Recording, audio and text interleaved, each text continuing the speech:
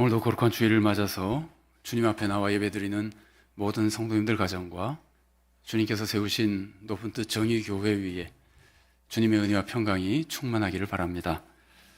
우리는 다 건강하기를 바랍니다. 그래서 유튜브를 보면은 건강에 대한 채널들이 굉장히 많이 있습니다. 그 내용을 보면은 건강에 해로운 음식을 먹지 말라는 내용도 많이 나오고, 또 반면에 건강에 유익한 음식을 많이 먹으라는 내용도 많이 나옵니다. 사실 그렇죠. 우리가 건강하려면 몸에 좋은 음식을 먹어야 되고 몸을 해치는 음식은 피해야 되죠. 자, 그럼 여러분 생각에 어느 게 더 중요할까요? 몸에 해로운 것을 피하는 게 더 중요할까요? 몸에 좋은 음식을 많이 먹는 게 더 중요할까요? 아마도 해로운 것을 피하는 게 더 중요할지도 모릅니다. 좋은 음식을 많이 먹어도 해로운 음식을 하나 먹으면 몸을 상하는 경우가 많이 있잖아요.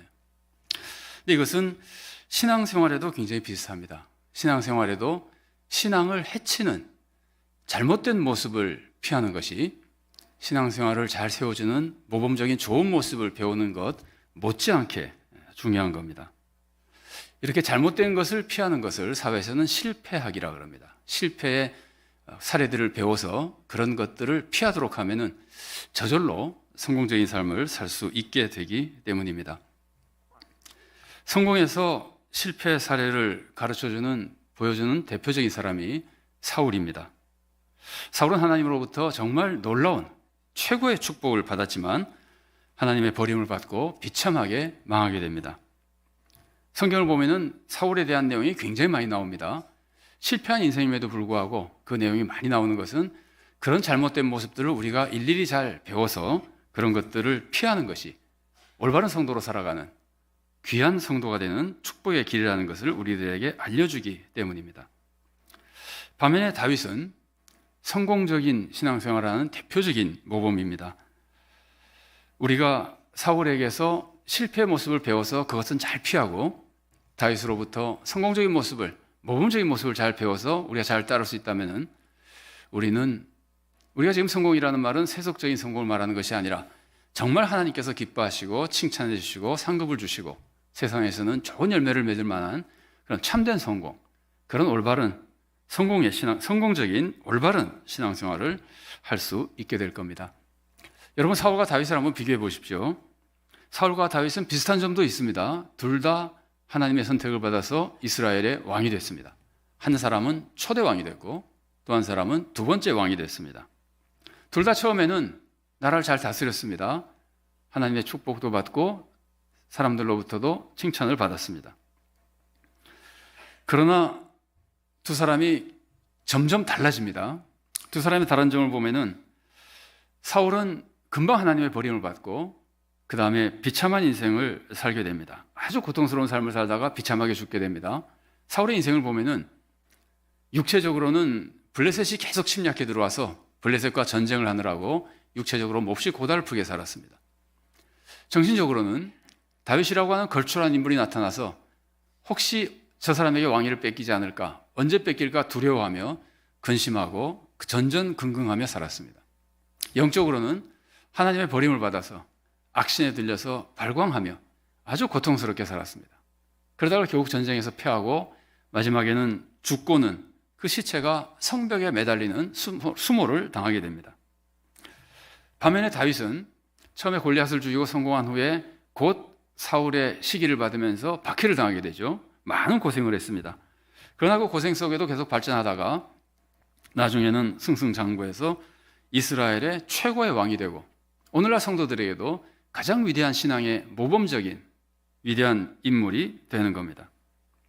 이 이유가 뭘까요? 두 사람 다 하나님의 놀라운 축복을 받았다가 한 사람은 그렇게 비참한 인생이 되고 한 사람은 그렇게 성공적인 인생이 된 이유가 뭘까요?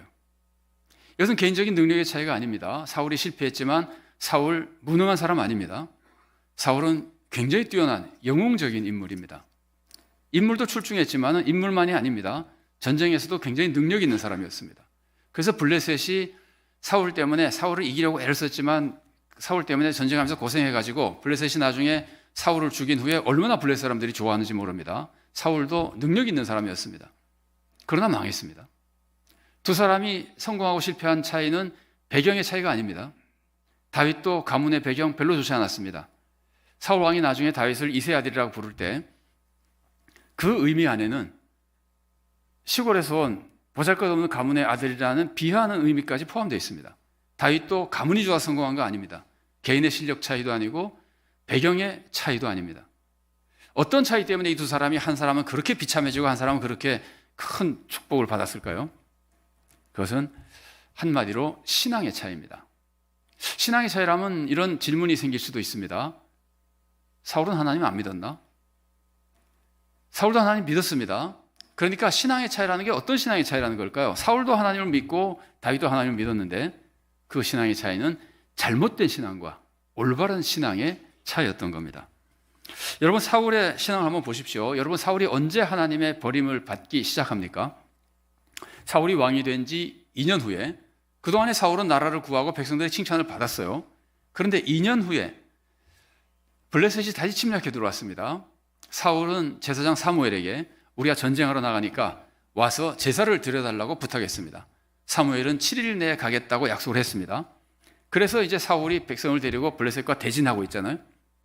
근데 7일을 기다리도록 사무엘이 계속 안 오는 겁니다. 블레셋 군사는 여러분 굉장히 강한 군대입니다. 블레셋이 나라는 크지 않지만 아주 군사 강국입니다.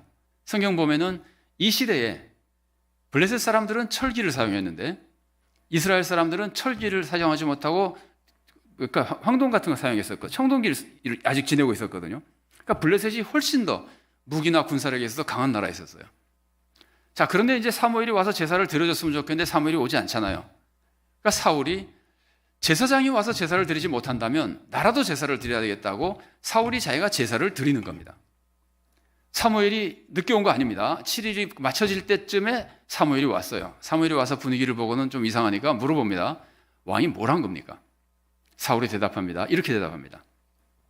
블레셋 군사는 강하고 당신은 오지 않고 백성들은 무서워서 탈영하기에 나라도 제사를 드려서 하나님의 은혜를 입어야 되겠다고 생각해서 내가 제사를 드렸습니다. 하나님께 제사 드린 것이 잘못한 겁니까? 제사 드린 것 자체는 좋은 일이지만 이걸로 사울이 칭찬받지 못하죠. 제사장만 드려야 되는 제사를 제사장이 아닌 왕이 제사를 드렸기 때문에 사울은 이것 때문에 사무엘로부터 꾸중을 듣습니다. 아주 무서운 꾸중을 듣습니다. 사무엘이 이렇게 말합니다. 왕이 망령된 짓을 했습니다. 이제 왕의 나라가 길지 못할 겁니다.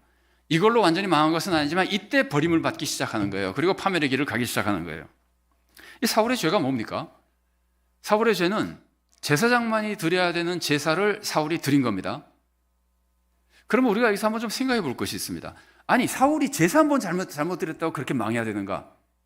만일 우리가 행위의 죄만 생각한다면은 제사 한 번 잘못 드린 행위의 죄 때문에 사울이 그렇게 망한 것인가? 다윗은 죄 안 졌습니까? 행위의 죄만 하면은 다윗은 어떤 죄를 졌습니까? 우리가 너무나 잘 알죠. 간음죄와 살인죄를 졌습니다. 그러면 우리가 지금 죄의 행위 그것만 비교해 보는 겁니다. 만일 그렇게 비교한다면 사울이 제사를 잘못 드린 죄하고 다윗이 살인하고 간음한 죄하고 어느 게 더 악한 죄냐 말이에요.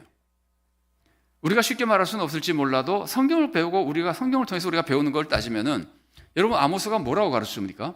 이스라엘 백성이 나와서 제사는 드리는데 사회에 나가서 악을 행하는 것을 보고 아모스가 가르쳐주는 것이 제사 다 집어치우라 그러잖아요.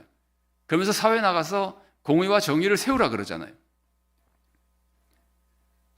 사무엘도 조금 있다가 사무엘도 순종이 제사보다 낫다 그러잖아요.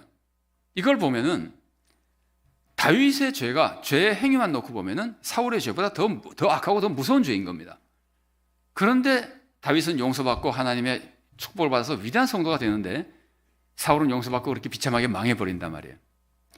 이렇게 놓고 볼 때 사울의 죄는 제사 한번 잘못 드린 죄가 아닙니다.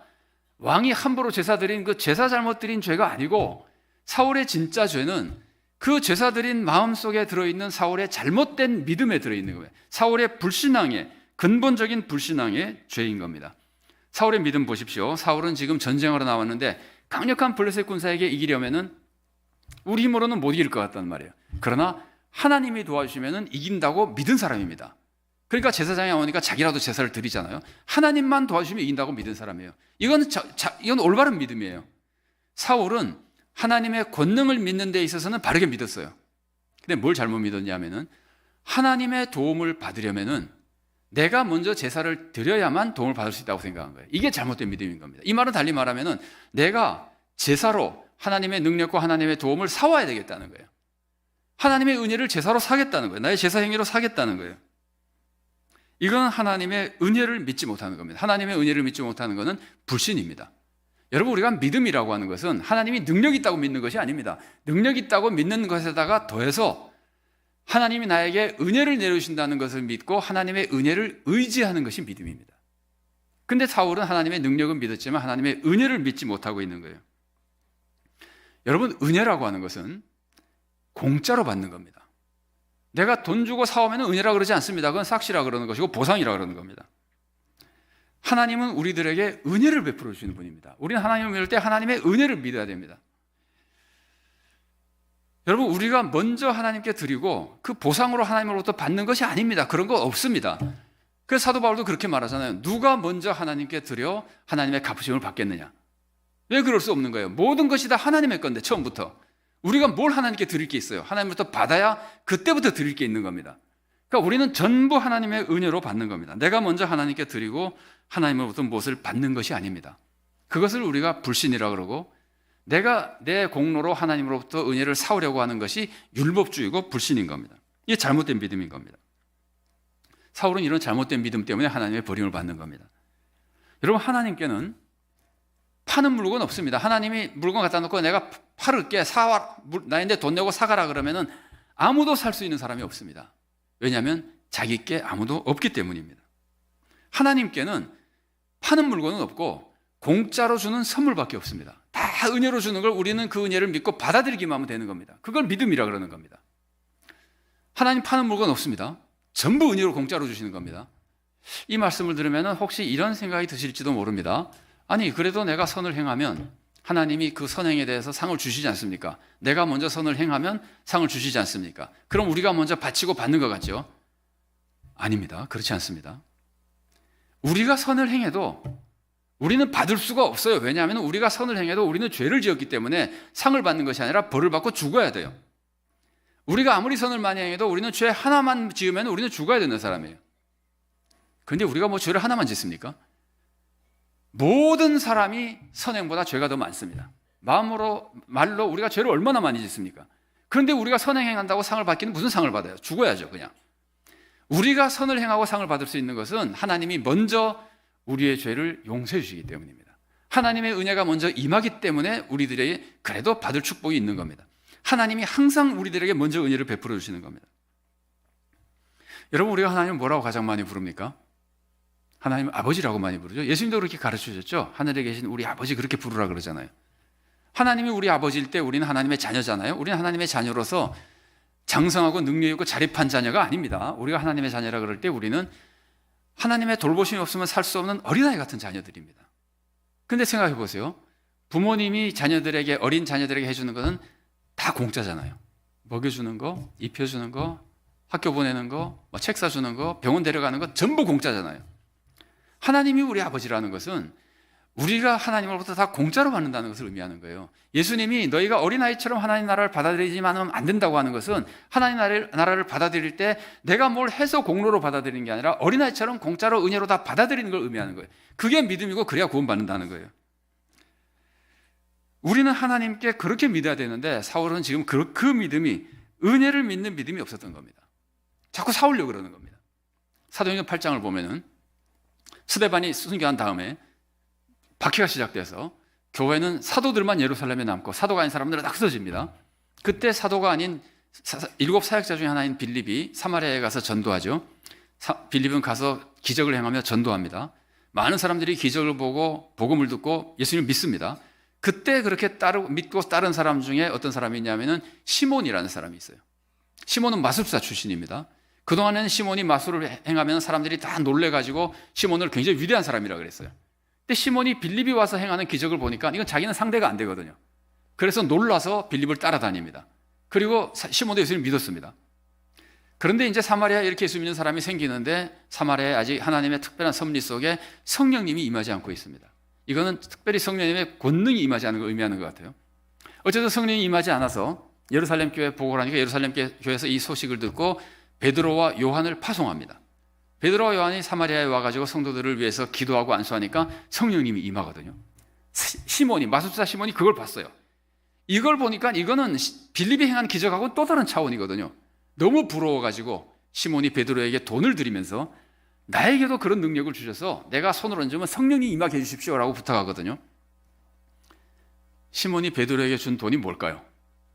이거는 뭐 뇌물일 수도 있고, 그 초대교회 당시에 성도들이 사도들 앞에 돈을 갖다 오는 건 헌금일 때가 많습니다.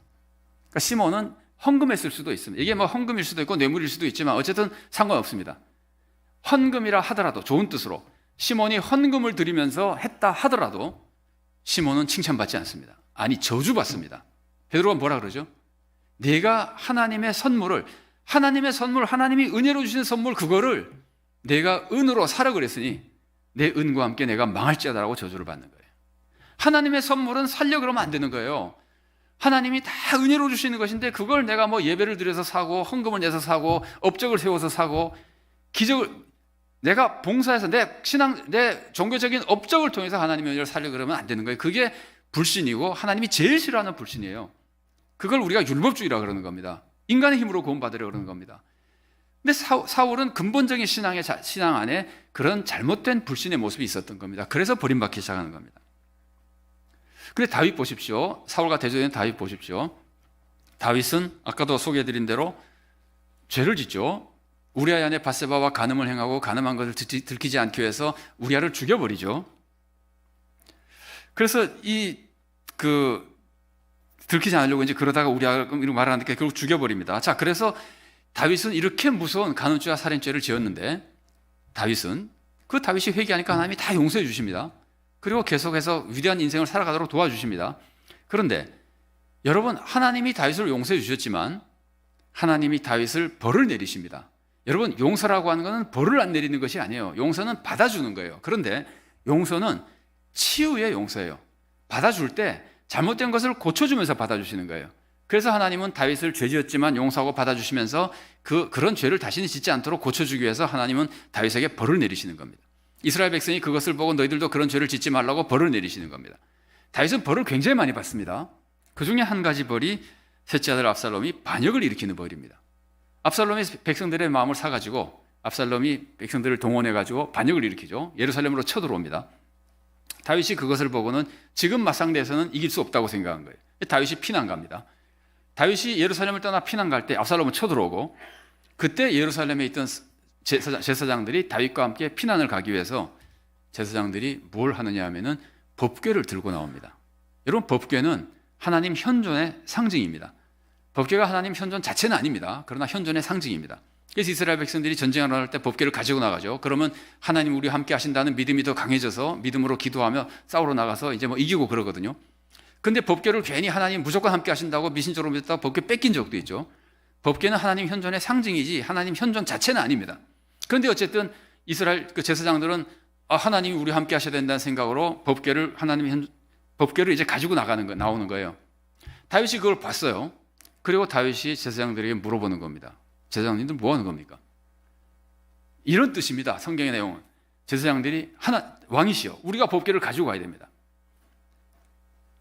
법궤를 놔두면 누가 가지는 겁니까? 반역자 압살롬이 가지는 거거든요. 그래서 이 제사장들이 그 정도까지인지는 몰라도 어쨌든 잘못된 믿음으로 생각하는 것이 법궤를 놔둬서 압살롬이 가지면 큰일 나고 우리가 법궤를 모시고 다녀야 됩니다. 그래야 우리가 하나님이 함께 하시고 이길 수 있습니다. 이런 마음으로 법궤를 들고 나온 거예요. 근데 다윗이 뭐라 그럽니까? 법궤 갖다 놓으십시오. 법궤 가지고 다녀봤자 우리도 고생이고 법궤도 고생이고, 법궤는 예루살렘에 있어야 되니까 예루살렘에 둬도 되고, 나는 법궤가 있으면 되는 게 아니고 하나님이 나를 불쌍히 여기면 되는 겁니다. 성경이 그렇게 기록해요. 하나님이 불쌍히 여기면 되는 것이지, 달리 말하면 하나님이 은혜를 내리며 주시면 되는 것이지 그 법궤 가지고 다닌다고 되는 겁니까? 이게 다윗의 믿음입니다. 다윗은 하나님의 은혜만 믿은 사람이에요. 내가 종교적인 업적을 세워서 하나님의 도움 받겠다고 생각하는 사람이 아니에요. 이 은혜만 의지하는 다윗의 믿음이 하나님 마음에 들었던 겁니다. 그래서 하나님이 다윗 보고 내 마음에 꼭 드는 사람이라 그런 겁니다. 내가 너를 통해서 내 뜻을 다 이루겠다고 말씀하시는 겁니다.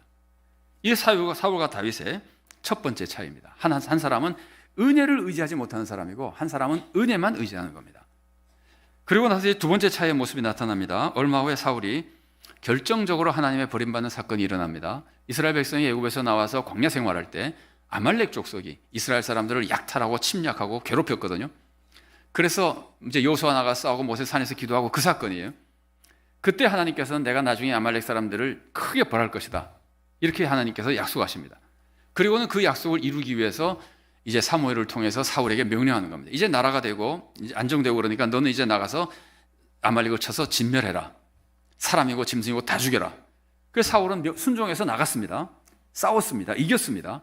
그런데 이기는 했는데 동물도 다 죽이지 않고 사람도 다 죽이지 않고 왕 아각은 살려가지고 온 거예요. 동물도 좋은 것은 살려가지고 온 거예요. 하나님은 그걸 보시고 내가 이제 사울을 버렸다 그러시는 거예요. 사무엘이 그 말씀을 듣고는 밤새도록 울며 기도하다가 사울을 찾아갑니다. 사울은 그것도 모르고 좋아서 신이 나서 말합니다. 사무엘 보고 당신은 하나님의 축복을 받으십시오. 내가 하나님이 명한 것을 다 행했습니다. 사무엘이 물어봅니다. 그럼 이 짐승 소리는 뭡니까? 사울이 이렇게 대답합니다. 그 짐승은 나쁜 건 다 죽였고 좋은 것은 내가 가지려고 그러는 게 아니라 하나님께 제사 드리려고 가지고 온 겁니다. 사울이 이렇게 한 배경은 좀 다른 배경도 좀 있습니다. 백성이 막 요구해서 그런 것도 있습니다. 그러나 사울의 믿음은 이거예요. 그러면 내가 벌은 안 받겠지. 그거 괜찮지 않습니까? 그거요. 죽이라 그랬지만 내가 죽이지 않았는데 안 죽여도 하나님께 제사 드리려고 그러니까 이거는 괜찮지 않습니까? 잘한 거 아닙니까? 그거예요. 사울의 믿음이 뭐였죠? 하나님께 제사를 드리면 하나님의 은혜를 사올 수 있다고 생각하는 사람이에요. 뭐 양 안 죽여도 그거 가지고 제사를 드리면 하나님도 기뻐하실 거고 나에게 은혜 내려주실 것이고 나쁠 거 하나도 없다고 생각하는 거예요. 이런 믿음을 가진 사람은 하나님께 순종하지 않는 겁니다. 순종할 필요가 없는 겁니다. 순종하지 않더라도 제사만 드리면 된다고 생각하는 겁니다. 아니 거꾸로 제사만 드렸으면 순종하지 않아도 하나님의 은혜 받는다고 생각하는 겁니다. 그래서 사울이 순종하지 않는 사람이 되니까 하나님의 버림을 받고 비참하게 멸망할 수밖에 없게 되는 겁니다. 반면에 다윗 보십시오. 여러분, 다윗이 왕이 된 후에 제일 큰 소원이 뭐였나요? 성전 짓는 거였습니다. 나를 사랑하시는 그 위대한 하나님, 내가 좋은 성전을 지어서 바치고 싶다. 좋은 겁니다. 이건 제사 드리는 것과 마찬가지입니다. 하나님께 좋은 것을 갖다 바치는 겁니다. 그런데 하나님께서는 선지자 나단을 통해서 다윗에게 너 성전 짓지 말라고 말씀하세요. 다윗은 딱 그 한마디에 성전 안 짓는 겁니다. 사울이라면 어떻게 했을까요? 하나님, 뭐 그러지 마십시오. 성전 내가 잘 지어서 바치면 하나님 좋고 나도 좋은 거 아닙니까? 그러고 아마 지어서 바치려고 그랬을 거예요. 다윗은 그렇지 않습니다. 성전 내가 정말 잘 지어서 바치고 싶지만 내가 잘 지을 수 있지만 하나님이 성전 짓지 말라 그러니까 그냥 한마디에 성전 짓지 않는 겁니다. 어떻게 이럴 수 있었을까요? 다윗이 믿는 것은 모든 것이 하나님의 은혜로 온다고 생각하는 겁니다. 모든 것이 하나님의 은혜로 오고 내가 그 은혜를 받기 위해서 내가 바쳐야 될 건 하나도 없습니다. 모든 것이 하나님의 은혜로 옵니다. 그러니까 내가 할 수 있는 것은 그냥 하나님께 순종만 하면 되는 겁니다. 그래서 다윗은 하나님 말씀에 순종하는 삶을 살았던 겁니다. 한 사람은 은혜를 믿지 못하니까 자꾸 바치려고 순종하지 않고 바치는 것으로 만족하고, 다윗은 은혜만 믿으니까 순종으로 만족하는 겁니다. 그래서 다윗은 위대한 성도가 되는 것이고 사울은 파멸당하는 겁니다. 여러분, 이서 우리의 신앙을 한번 생각해 보십시오. 우리는 혹시 이런 생각할 때가 있지 않습니까? 내가 세상에 나가서 하나님께 순종하지 않고, 사무엘이 가르쳐줬죠. 순종이 제사보다 낫다고. 그러나 나는 세상에 나가서 하나님 뜻대로 살지 못해도 내가 교회 나와서 예배드리고 헌금하고 봉사하고 그러면은 되는 것 아닌가? 이게 사울과 비슷하지 않습니까? 내가 세상에서 소금과 빛의 사명을 다 하지 못해도 교회 나와서 열심히 봉사하고 교회 생활 잘하면서 예배를 하나님께 바치면 하나님이 기뻐하시지 않을까? 그렇지 않습니다. 우리는 종교적인 업적으로 하나님의 은혜와 축복을 사올 수 있는 것이 아닙니다. 모든 구원과 은혜와 축복은 하나님이 그냥 은혜로 다 주시는 겁니다. 우리는 믿음으로 그 주시는 걸 다 받아들이기만 하면 되는 겁니다. 그래서 우리가 할 수 있는 것은 하나님이 하라는 말씀에 순종하는 것밖에 없는 겁니다. 바쳐도 상관없고 바치지 못해도 상관없습니다. 하나님 말씀에 순종하기만 하면 하나님께 기쁨과 영광이 되고 우리들에게 놀라운 축복과 은혜가 임하게 되는 겁니다. 지금 사울과 다윗의 우리 차이의 두 가지를 살펴봤습니다. 하나는 사울은 은혜를 의지하지 못하고 자기 업적으로 뭔가 자꾸 하려고 그러고, 그러다 보니까 순종하지 못한 삶을 살았습니다. 바치는 것만 하려고 그랬지 순종하지 못했습니다. 그러나 다윗은 모든 것이 하나님의 은혜라고 믿기 때문에 이제 할 것이 순종밖에 없기 때문에 순종하는 삶을 살았습니다. 이 두 가지 차이 때문에 이 두 사람에게는 결정적인 또 하나의 차이가 나타나게 됩니다. 사울은 하나님께 무엇을 드려야 하나님이 나에게 주신다고 생각하는 사람이에요. 이런 사람이 하나님을 어느 만큼 사랑할 수 있을까요? 하나님을 굉장히 많이 사랑할 수 있을까요? 하나님께 정말 고마워할 수 있을까요? 내가 바쳐야 주는 분인데. 여러분 한번 생각해 보십시오. 어느 고등학생이 학교 다니는 동안 부모님이 한 달에 용돈을 20만 원씩 줬습니다. 그래서 학교 잘 다니고 뭐 생활하고 잘 지냈는데 고등학교를 졸업하고 취업을 했어요. 취업을 해보니까 사장님이 한 달에 300만 원씩 줘요. 그럼 이 학생이 누가 더 고마울까요? 부모님은 20만 원, 사장님은 300만 원. 여러분, 우리가 취업하면 처음엔 다 고맙죠. 첫 월급 받으면 다 고맙죠. 근데 1년쯤 지난 다음에 우리 사장님이 월급을 너무 많이 줘서 참 고맙다 그러는 사람 보신 적 있습니까? 조금 지나고 나면 다 월급이 왜 이렇게 적어? 월급 더 줘 하고 투쟁하잖아요.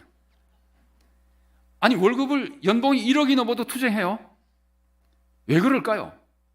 내가 일한 것에 대해서 보상을 받는 사람은 그렇게 고맙지 않은 겁니다. 가만히 생각해 보면 내가 일을 더 많이 한 것 같은데 내 값이 더 큰 것 같은데 그렇게 고맙지 않습니다. 그렇게 고맙지 않기 때문에 그렇게 사랑할 수 없습니다. 사울은 내가 바쳐야지만 하나님의 축복을 내려준다고 생각하니까 하나님의 은혜에 감사는 해도 그렇게 많이 감사하지 않습니다. 하나님을 사랑해도 그렇게 많이 사랑하지 않습니다. 내 목숨보다 더 사랑할 수가 없습니다. 나를 더 사랑하고 나 중심으로 살면서 그냥 조금 사랑하며 감사하며 살아가는 겁니다. 신앙생활 그렇습니다. 내가 하나님을 섬겨야지만 하나님 축복을 내려주신다고 생각하면 내가 얼마나 많이 섬겼는데 하나님이 이럴 수 있어? 이 소리가 나오는 겁니다. 20년을 섬기고 30년을 섬겼는데 이런 소리가 나오는 겁니다. 하나님의 은혜를 모르고 내가 바쳐야 준다고 생각하는 사람은 하나님께 감사해도 조금밖에 못하고 사랑해도 조금밖에 못하는 겁니다. 절대로 마음과 목숨과 힘을 다해 내 목숨처럼 살아가지 못하는 겁니다. 근데 다윗 보십시오. 다윗은 모든 것이 하나님의 은혜예요. 내가 받는 모든 것이 하나님의 은혜라고 생각하는 사람은 내가 살아있는 것도 하나님의 은혜잖아요. 그러니까 하나님 사랑하기를 내 목숨보다 더 사랑하게 되는 겁니다. 하나님의 은혜에 다 달려있는 거니까. 그래서 다윗이 뭐라고 고백합니까? 시편 63편 3절 말씀입니다. 주의 인자하심이 생명보다 나음으로 내 입술이 주를 찬양할 것이라. 하나님의 은혜를 알면 하나님이 정말 감사하고 하나님을 정말 사랑하게 되는 겁니다. 그러면 이제는 하나님을 내 목숨보다 더 사랑하게 되고 정말 하나님의 뜻대로 살아가게 되는 겁니다. 이 차이 때문에 두 사람에게 대조적인 모습이 나타납니다. 사울은 다윗을 죽이려고 그러죠. 왜 죽이려고 그럽니까? 다윗이 하나님의 기름 부음을 받았기 때문입니다. 다윗은 사울을 살려주죠. 죽일 기회가 생겨도 부하들이 막 죽이자 그래도 살려주죠. 왜 살려줍니까? 사울이 하나님의 기름 부음을 받았기 때문에. 기가 막히지 않아요? 사울, 다윗 둘 다 하나님의 기름 부음을 받았습니다.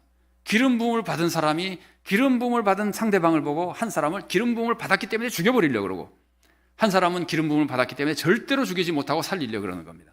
그 이유가 뭐예요? 사울은 하나님을 내 목숨처럼 사랑하지 못하고 나를 더 사랑하고 하나님의 축복만 받으려고 그러니까 나에게 불리하다고 생각하면 하나님의 기름 부음 받은 사람이라도 죽여버리겠다는 거예요.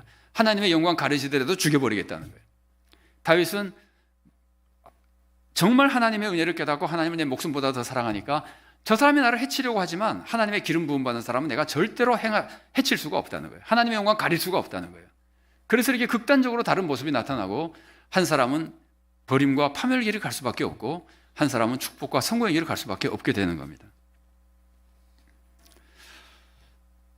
여러분, 어느 날 우리 교회에 지방에서 한 사람이 올라왔는데 등록해가지고는 열심히 신앙생활하고 뭐 능력도 있고 헌신도 굉장히 하고 그 사람들이 그동안은 내가 우리 교회에서 제일 훌륭한 일꾼이라고 막 칭찬하더니 점점 저 사람을 칭찬하더니 나중에는 저 사람이 우리 교회 제일 훌륭한 일꾼이라고 자꾸 칭찬하는 거예요. 뭐 교인들이 그렇게 사람 비교하면 안 됩니다. 그런데 이제 어떤 사람들이 자꾸 그러는 거예요. 그러면 내 기분이 어떨까요? 야, 우리 교회 나보다 더 훌륭한 성도가 와서 우리 교회 좋은 일꾼이 생겨서 너무나 기쁘고 감사하다. 그런 마음이 생길까요? 아니면 그래야 될 것 같기는 한데 왠지 마음이 좀 섭섭하고 서운하고 막 그럴까요? 이번일 가능성이 굉장히 많죠. 이게 우리의 연약한 모습입니다. 이 사울도 그랬던 겁니다. 그걸 파멸의 길입니다. 그걸 이기는 길이 뭐예요? 그게 하나님의 은혜를 깨달을 때 이길 수 있는 거예요. 정말 모든 것이 하나님의 은혜라는 걸 알면 나의 나 된 것, 저 사람이 저 사람 된 것, 그 모든 것이 하나님의 은혜라는 것을 알면은 하나님을 내 목숨보다 더 사랑하게 되고 그러면 하나님이 보낸 사람, 하나님이 사랑하는 사람을 나도 사랑할 수 있는 사람이 되는 겁니다. 그러면 나도 좋은 성도가 되고 교회도 좋은 교회가 될 수 있는 겁니다. 여러분, 하나님 우리를 사랑하십니다. 그래서 우리 하나님의 자녀로 삼아주셨습니다. 하나님은 우리들에게 파시지 않습니다. 자녀이기 때문에 다 공짜로 주십니다. 하나님의 은혜는 우리가 헌금이나 예배나 찬양이나 선교나 이런 걸로 사오는 게 아닙니다. 은혜는 그냥 받으면 되는 겁니다. 공짜로 다 주십니다. 우리는 이 하나님의 은혜를 의지하고 그러면 우리가 할 수 있는 것은 순종밖에 없는 겁니다. 그리고 그 은혜를 깨달으면 우리가 정말 하나님을 사랑하게 되고 하나님의 마음으로 하나님이 사랑하시는 교회와 성도와 세상을 사랑하게 되는 겁니다. 그러면 하나님 마음에 꼭 드는 사람이 되는 겁니다. 그리고 하나님의 뜻을 이루어드리는 사람이 되는 겁니다. 우리 모두가 정말 이런 올바른 믿음과 삶과 헌신으로 하나님께 기쁨을 드리고 하나님의 마음에 드는 사람이 되어서 하나님의 뜻을 다 이루어드리는 귀하고 복된 성도로 살아갈 수 있기를 바랍니다.